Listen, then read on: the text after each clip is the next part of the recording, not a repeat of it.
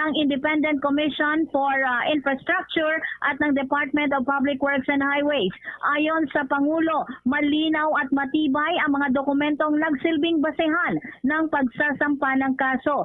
Hindi na binasa ng Pangulo ang listahan ng mga individual na may warrant of arrest. Dagdag pa ng Pangulong Marcos, nakahanda nang ipatupad ng mga otoridad ang arrest warrant. Aarustuhin ang mga akusado, ihaharap sa korte at siguraduhing mananagot sila sa batas.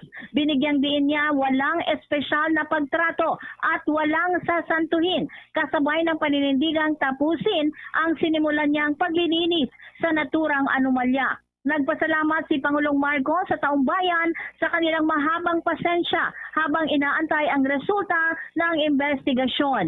Anya, nagsisimula ng mamunga ang mga hakbang ng gobyerno upang tiyaking may pananagutan ang mga nasa likod